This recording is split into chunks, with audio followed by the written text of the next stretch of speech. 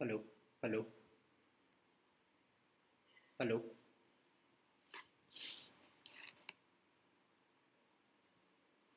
So, good morning, everyone. Welcome to ASTRA, the daily current affairs from the Hindu.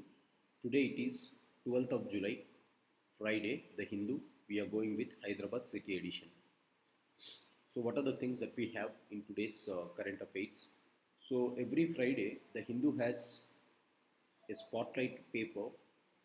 So in this, they will take a particular theme and they will be explaining what are the issues in this spotlight or what are the things that is there. Majorly, they will take one aspect and they will be giving it. So here, what they gave is they are focusing on the battle for Secunderabad. So this is speaking about the Secunderabad cantonment area as a center of debate because they wanted to merge it with Greater Hyderabad Municipal Corporation. So this was the dispute between the so-called Cantonment Board and GHMC. This is not important for the so-called UPSC, but in municipalities, in the chapter of municipalities, we have to know how many types of um, urban governance is there. So urban areas are governed through cantonments, cantonment boards. Cantonment boards are ruled according to the so-called Indian Parliamentary Act, Cantonment Boards Act.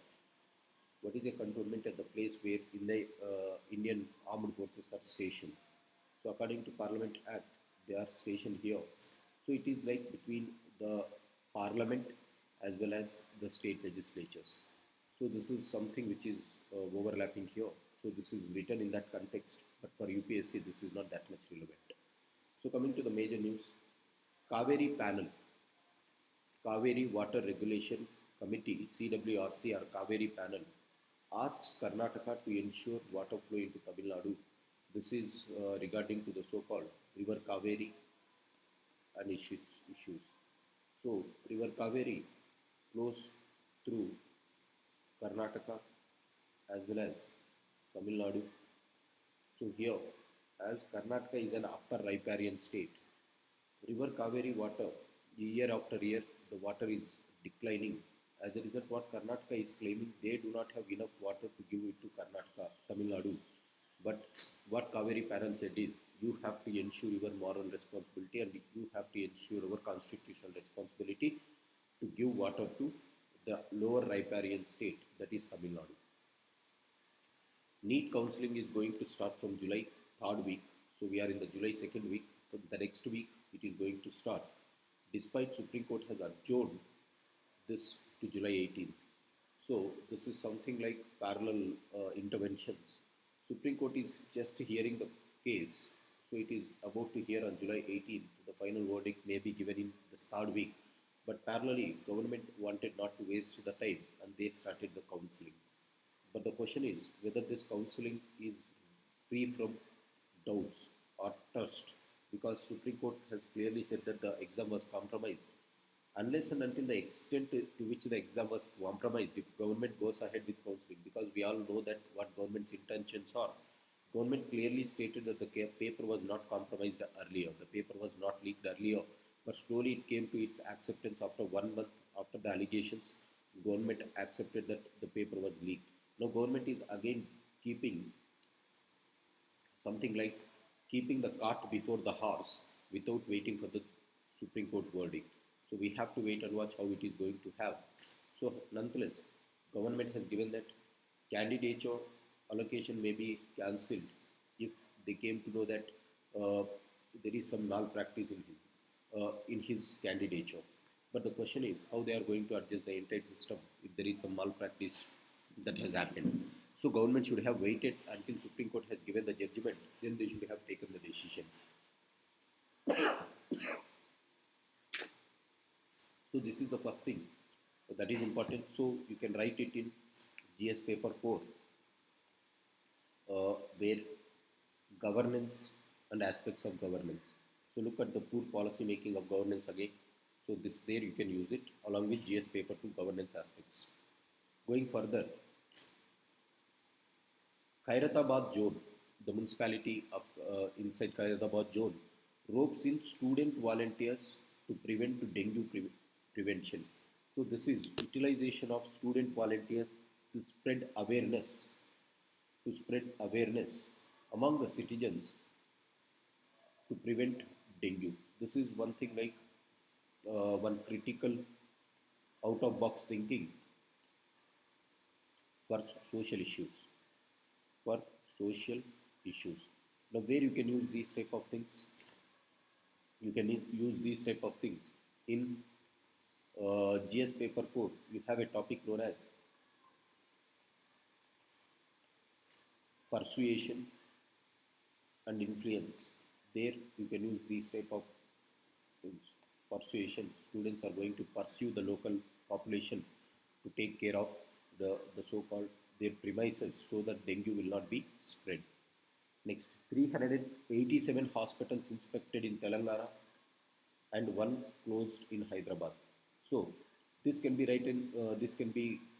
Written in the context of good governance, right? How to ensure GS paper 4 and GS paper 2 good governance. There you can use it. What is the proactive role that the government has to do in ensuring that all the hostels are maintaining the safety standards? Because some hostels, they are so irresponsible that they are using some rotten vegetables. They are using some rotten vegetables. So in this context, again, this can be used in GS paper 4 after this. So the next thing that we have is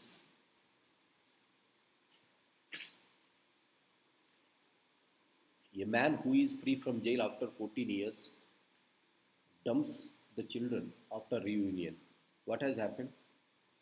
So a man who was in jail for 14 years was released yesterday. Now he had 4 children. He picked them up from the orphanage, and what he did after picking them up, he have left them at home and he ran away again and married another woman. So this is what he did. This clearly shows that whether prisons are really reforming the individuals or not. After coming out of prisons, the individual should be reformed. So they are reformative centers, but there is no much reform in this people. There is no much reform in this people. This shows that government has to take proactive measures in order to ensure that these people are getting some attitudinal changes. So what is it? This is the attitude of individuals to commit mistake again and again. How to change the attitude? So you can use this. The contents of attitude in GS paper 4. You have something like the first content is cognitive part, the behavior part or affective part, and the behavior part. So one of the best way to change attitude of a person is to influence, to pursue them through thought. Otherwise, to influence them through affection. Now, normally people who are just abided by the law, these people will not be listening through thoughts. These people will not be listening through emotions. So what you have to do is you have to coerce them, saying that the law will be very stringent. Coercion is the way to make sure that these people are not doing these type of activities again and again. They have to be given him some counseling, and then they have to do it. So this can be used as an example of attitude, how attitude can be inculcated in people despite coercion of prisons. This coercion was not sufficient for him to learn the lesson. Even after that, he is doing this type of mistakes, or he is doing this type of activities. So GS paper 4, you can use these things, examples of influence and persuasion and coercion. Next, after this, there is one case here. Trial in ISRO. Recently, we have seen that CBI has filed cases against the falsely implicated officers. However, there is a news that this case may be delayed further. Why the case may be delayed? Because the accused are going to challenge the cases, including the charge sheet against them. So again, because of the long judicial process, this trial, so already the case was somewhere related to 1994 or somewhere around 1994. So it is getting delayed since then. So what it has to happen is the government should proactively, or the court should proactively take up this with a special uh, focus, and then what they have to do is they have to close this. So you can write this as justice delayed is justice denied. Already the issue was longing over for a very long time. Hence, what you have to write, you can use this with justice system, how this is unfolded over a period of time. Next one is secular remedy. This is speaking about the latest Supreme Court verdict seeking maintenance under the Code of Criminal Procedure for Muslim women.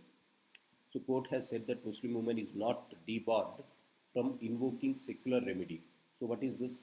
We all know that, yesterday I said this, normally whenever a woman gets divorced, Section 125 of CRPC says that it is the responsibility or obligation of husband to provide maintenance to wife. Way back in the year, way back in the year 1984 also, in the Shah-Bano case, Supreme Court gave a similar type of thing. Supreme Court gave a similar type of judgment in Shah-Bano case. Now what was the case? Now, in this case, a woman, Shah-Bano, approached the Indore High Court or Madhya Pradesh High Court, saying that her husband has deserted her and she wants maintenance. But her husband, who was Muhammad Ali at that point of time, he was a great lawyer and he has said that this is not going to apply.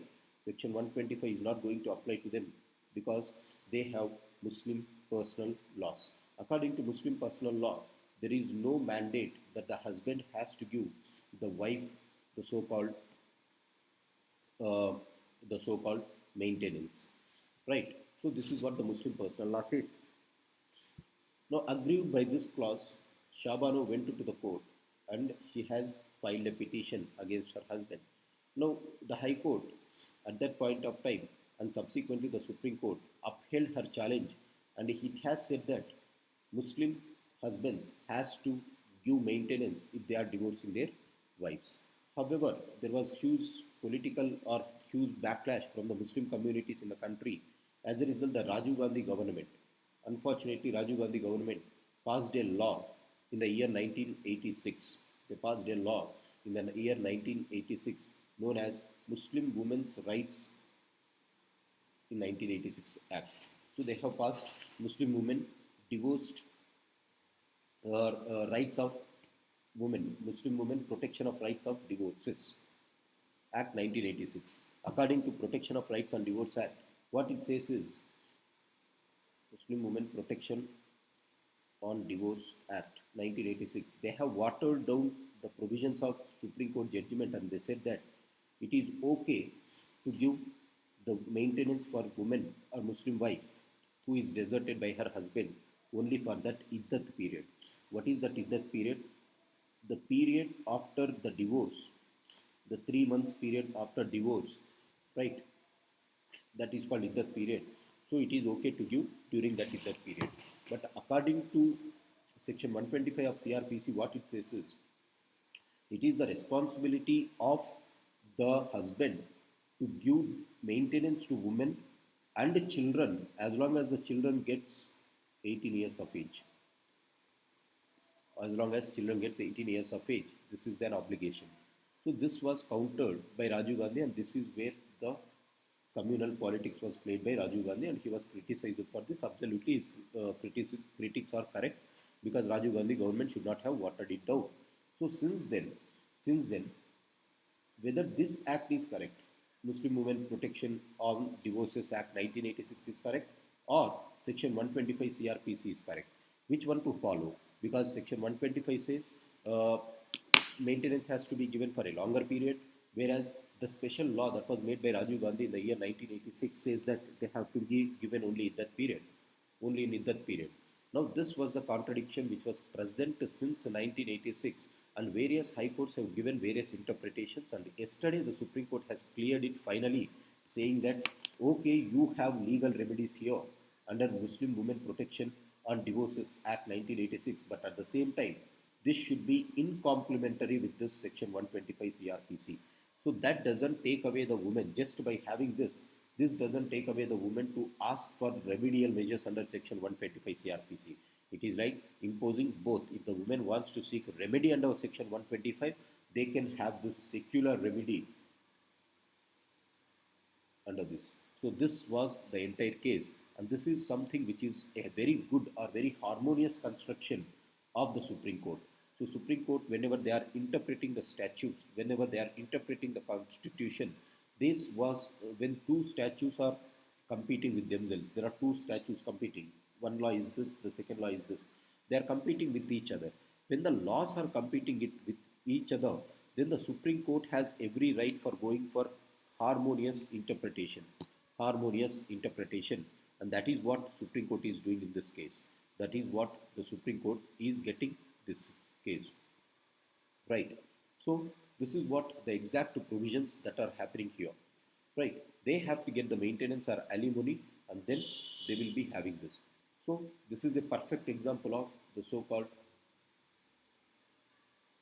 maintaining harmonious interpretation to expand the scope of rights as well as to secularize the remedies. So this is a best example of Indian secularism, and this is best example of the so-called secularism and harmonious construction. What is harmonious construction? When two statutes are competing with each other, then maintaining the good of both or upholding the good of both is harmonious interpretation of Indian Constitution, and this was done here. So one good article. So whatever I said, it was covered in this article.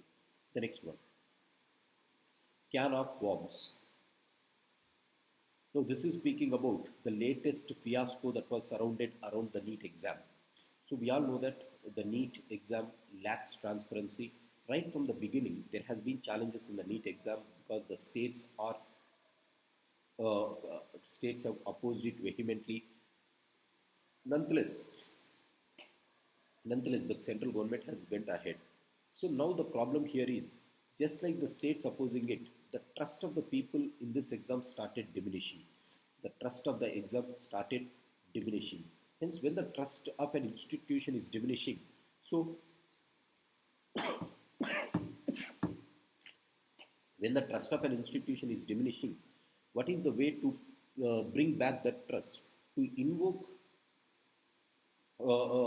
trust in the people, government should have to come forward, and they have to go a step beyond, and they have to debate these issues on public platforms, and those whoever is having doubts, they can ask the government, and all that doubts has to be removed, right? But what government is doing, government is hurrying with the third round of or going with counseling.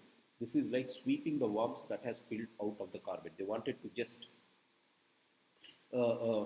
remove this at the quickest pace without taking moral responsibility or obligation.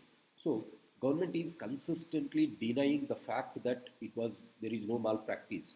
However, they have to prove that there is no malpractice. How? They have to have the willingness to engage with these students in public forums and provide clarifications. It is a very known thing that while conducting these type of exams, some errors might take place, because to err is human, but to forgive is divine, right? So errors may take place whenever they are going to have it. But what is the way in which government has to respond? Even though if errors are taking place, government should take the responsibility and should acknowledge and take that apology, and then they have to rectify it at the earliest. Hence, when a trust is broken for the government, the reparations for it should sometimes be utterly honest. One of the best line in today's newspaper.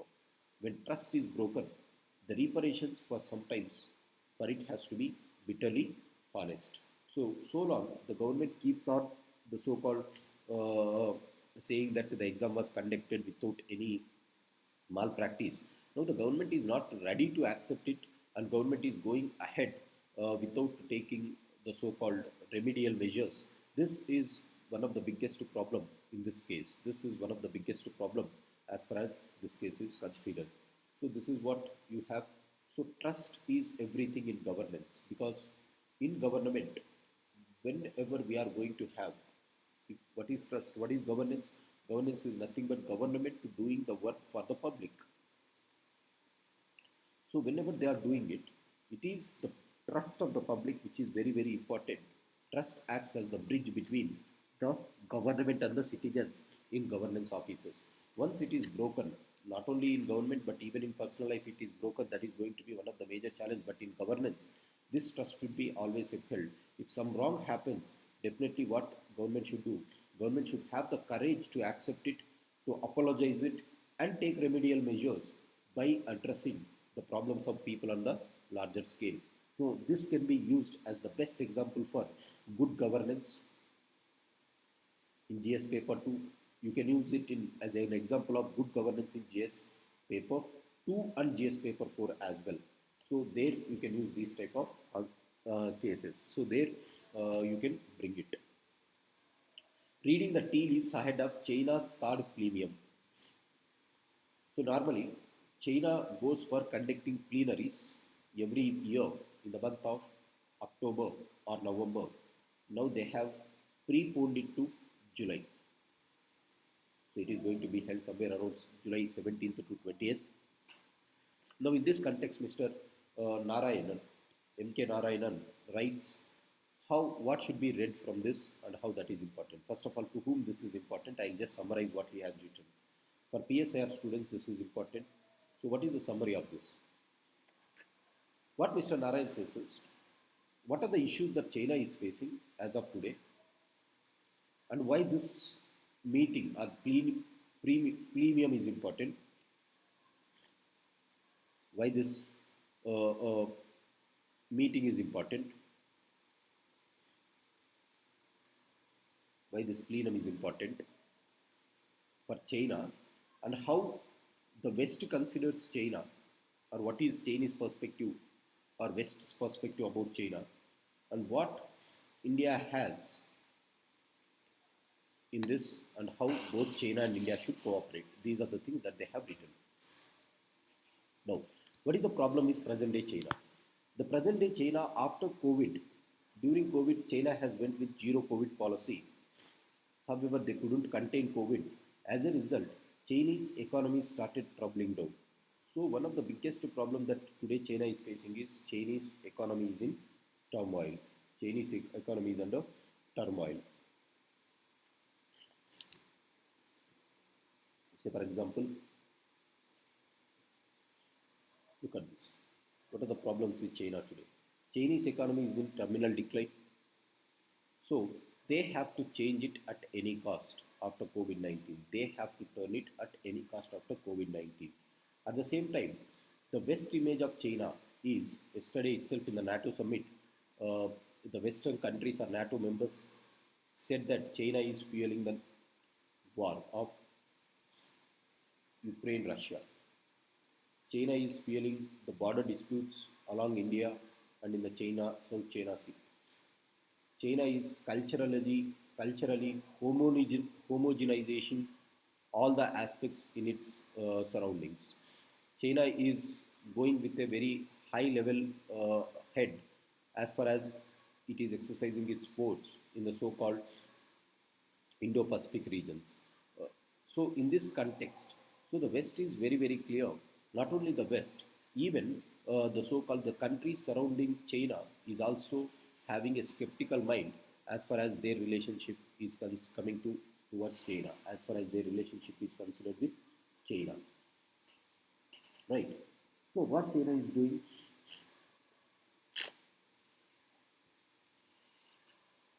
China has started these initiatives like Global Developmental Initiative, Global Security Initiative, Global Civilizational Initiative. But all these initiatives is just to expand Chinese values, Chinese borders and national security.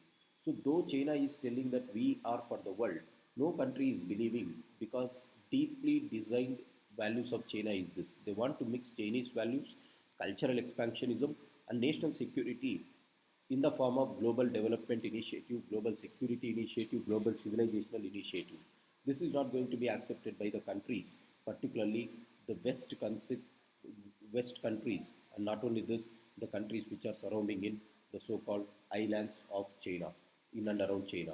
So South and East China Seas, Taiwan, they are epicenters of Chinese military and propaganda offensive. Hence, the countries are not accepting. So China is facing the problem within the country, that is economical problem, and the second problem is the problem as far as security is considered, as the neighbors is considered. So the perception about the about China from the west as well as the countries surrounding it are very low, and this makes China or this makes this meeting highly important.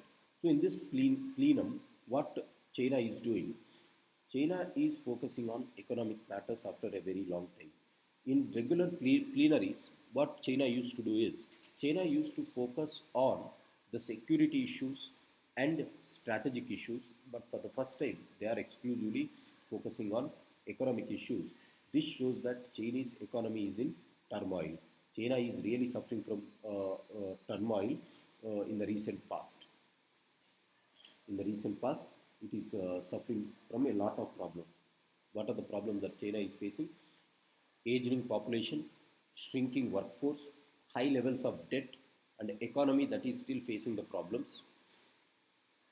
Right. So there is great deal of pessimism within China about its future. People of China themselves are having some doubts about this. As a result, this plenum is trying to bring back the hopes for the people in and around China.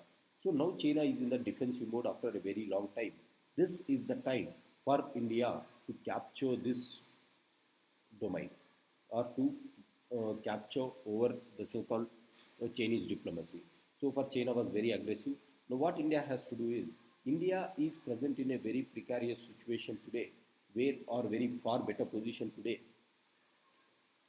because India's economy is relatively stronger at the present time compared to China, and India's population is in favor of India compared to Chinese, and India's global prospects are also very high these days.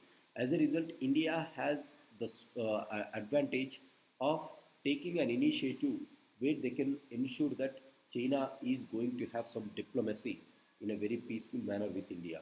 So India should start the diplomatic efforts just like India has started in the year 1988 during Rajiv Gandhi time. So during Rajiv Gandhi time, Rajiv Gandhi approached China and they have ensured that there is going to be peace. And after this visit, almost 3 decades of peace contained in India and the world. So similarly, this is the time for the so-called Prime Minister Modi to embark on a new initiative. They have to send a message saying that let us go by the peaceful clauses of coexistence. If both the players are accepting it, then that is going to be one of the major things in this plenum. So in this plenum, more or less what Mr. M.K. Narayan is saying is, Chinese thought plenum is consistently, or it is very important given the context of the backdrop of Chinese economy as of today. Nonetheless, what it is speaking is, India has also one advantage here.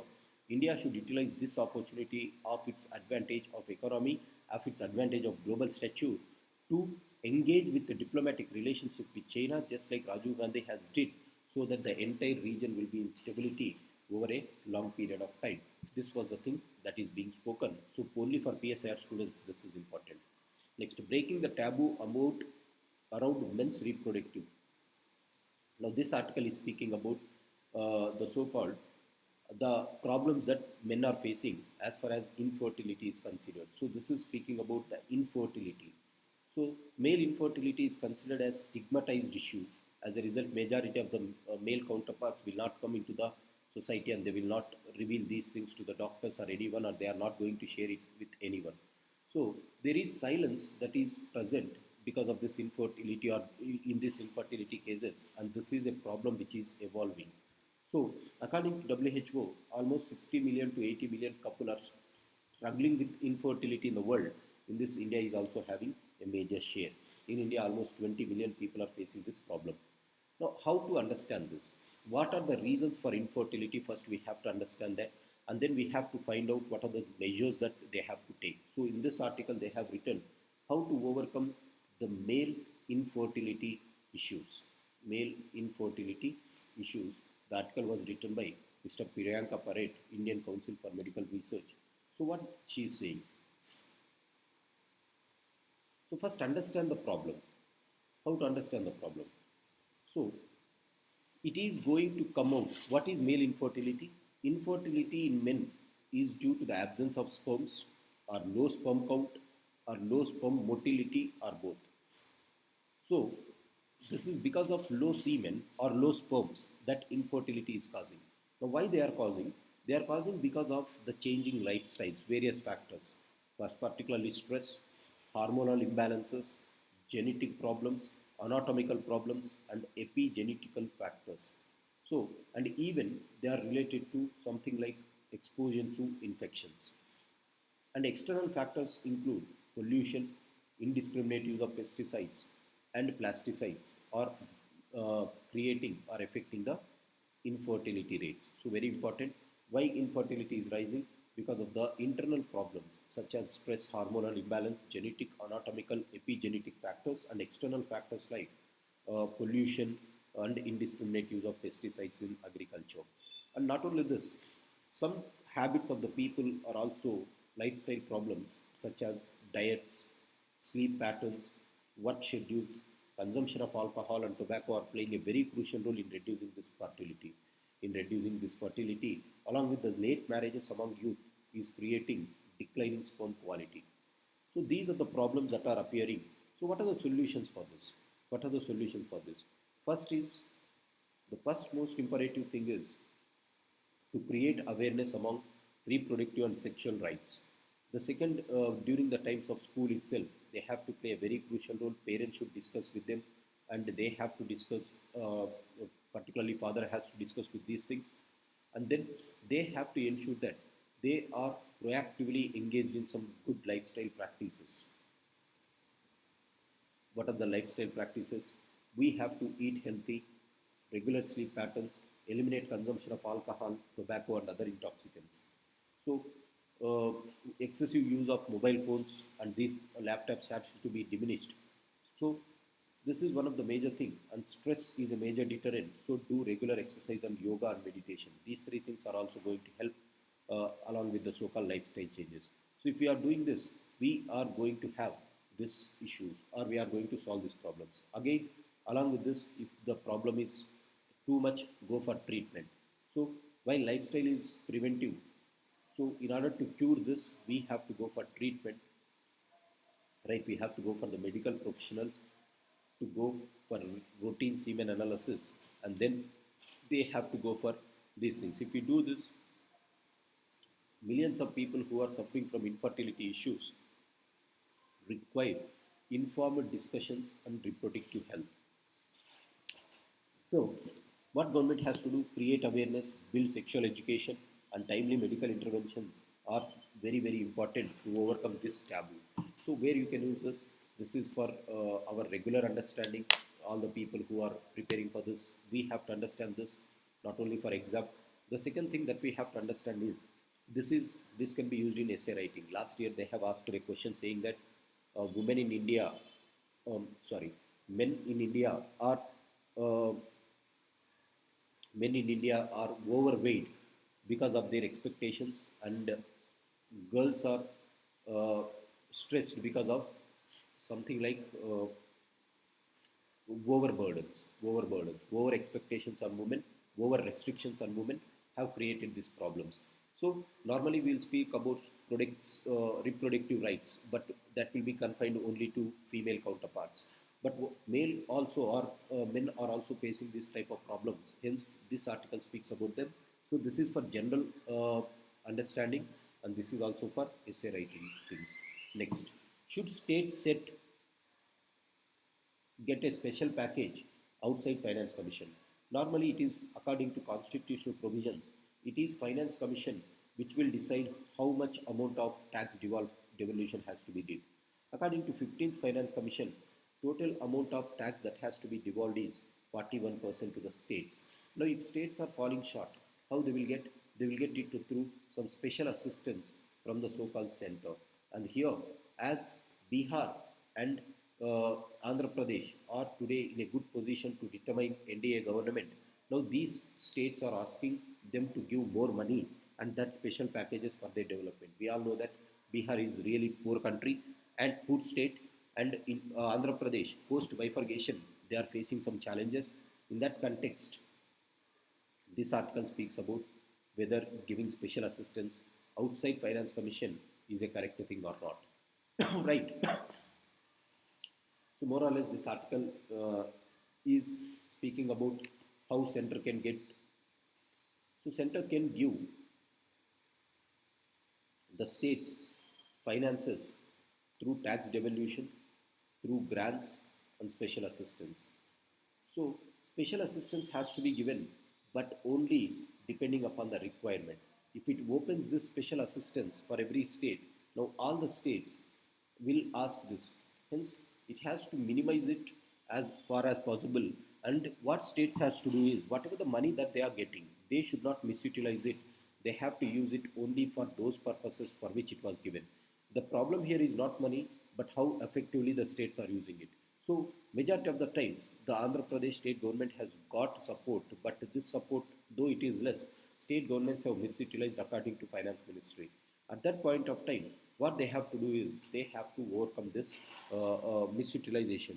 So if it is misutilization problem, then these type of packages are not going to help. Apart from that, this article also discusses about whether GST has created some dent into the revenues of the government of the states. Then definitely they say that yes, the states have lost financial autonomy because of GST implementation. Nonetheless, the government also has paid some GST compensation. That is what we have. So this is also damaging some federalism. So these people are saying that GST has its impact on the negative side along with positive side. So this is a major concept of GST, these things. So they have not dwelt in depth, but these are the two things that was given here.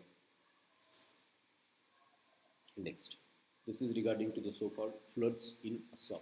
This is regarding to the so-called floods in Assam. Next, Prime Minister Modi has visited Russia, and there was comment from US saying that strategic autonomy cannot be present during conflict. So indirectly, India is being criticized by USA, saying that India has strategic autonomy, or India speaks about strategic autonomy, but not during the conflicts. India should take moral responsibility not to visit these countries like Russia, because Russia is the aggressor here. Now, America is extremely unhappy because of Modi's visit, because America has headed this Washington NATO summit. At this point of time, they have asked what is the need for Narendra Modi to go to Russia and say that Russia and India are friends forever. So what is the need for this? So India said that this is strategic autonomy. India has the sovereignty and India has the right to declare strategic autonomy. But America questioned this. As a result, this is a case of escalation of some tensions between USA and India. So this is what US ambassador has said. During conflict, there is no such thing called strategic autonomy. Strategic autonomy, all the countries should be united during conflict, and what they have to do is they have to fight against the aggressors being Moscow in his speech. So this is what they are saying. No intrusion recorded on camera in Jammu Kashmir, says BSF officials. We have seen fresh terror attacks in Jammu and Kashmir recently. Now we all know that which is the border force. This can be used in internal security. So the border force which is maintaining the border security along Indo-Pakistan is BSF, Border Security Force. And in some areas, Indian Army is also present. So Border Security Force and Indian Army is guarding this international border, while 740 kilometers line of control is effectively bordered by Army. So normally, these are not porous borders today. Earlier, they were porous borders. Today, we have enhanced the so-called surveillance by installing some cameras. So camera installation has happened in these borders so that they wanted to ensure that they don't join. The borders will not be utilized by the terrorists to come inside India. So India hosts BIMSTEC foreign ministries amidst crisis. One of the most important thing, BIMSTEC is the group of 7 countries, that is Bay of Bengal Initiative for multi-sectoral technical and economic cooperation. So all these 7 countries have met, and Mr. Jaishankar has said that this is domestic foreign ministers retreat. So Mr. Myanmar said that it is imperative that we should have long-lasting solutions along with capacity building and economic cooperation in the region, so that we are going to have a common or a good say in the country, in the region.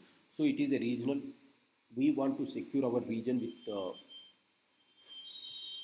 more peace. In order to secure more peace in the region, what Mr. Jaishankar is saying is all the countries of BIMSTEC should be united and they have to counter the emerging challenges. But what are the challenges that BIMSTEC is facing? BIMSTEC is facing a challenge with itself, because one of the member countries, Myanmar, is not ruled democratically. There is increasing attacks by the so-called military that is present. Military junta is having major issues. So the developments of Myanmar pose a major issue to BIMSTEC.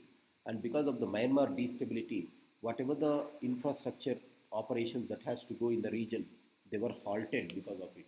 So Mr. Jaishankar is asking that we have to go for something like proactive measures in order to overcome these problems. So this can be used in IR BIMSTEC summit. Center begins efforts to implement labor codes. So the central government is thinking to implement the 4 labor codes which was passed in the year 2019 and 20, but they were not implemented so far. So what the central government is saying, so they want to have these 4 laws to get implemented. However, the trade unions are saying that these codes are having some objections from trade unions, the result being because it is not providing security to the trade unions. So what they said is, we all know that there are 4 laws.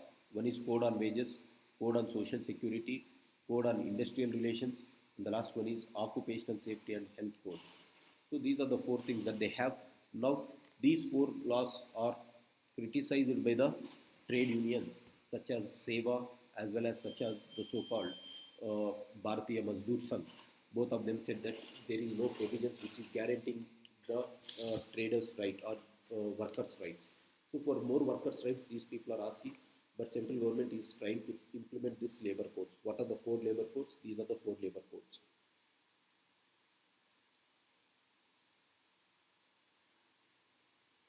So these things can be used in PM heart bleeds for victims in Ukraine, but not in Manipur, says Mighty Body. Mighty Body is unhappy that Prime Minister has visited Russia, but he has not visited Manipur so far.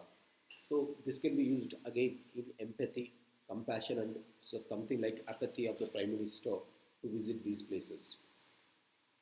Food prices is not going to be, food prices are going to increase. However, June inflation is going to be not exceeding as expected. So economists see favorable inflation. However, this is just an expectation. Official data will be released today. So no need to read today. Official data will be released today. We can on Friday. That is, today it is Friday, I think. Yeah. So they are going to release it today. Tomorrow we can discuss that. So this is what NATO's comment is. China is a decisive enabler of war, says NATO. However, China reiterated that NATO is hyping China's responsibility in the region, and it is America who is responsible for regional instability. So in Washington DC, the 75th anniversary of NATO is going to take place, right? All for one and one for all meeting is taking place here. In that context, they have said that they are going to supply Ukraine long-range missiles. Long-range missiles are going to be deployed in Germany from 2026. So these are the things that we have in newspaper as far as today is considered. So what are the important things? Let me quickly rewind. So China is claimed as decisive enabler of Russian-Ukraine war. This can be written in India-China relationships or Chinese global presence. After this,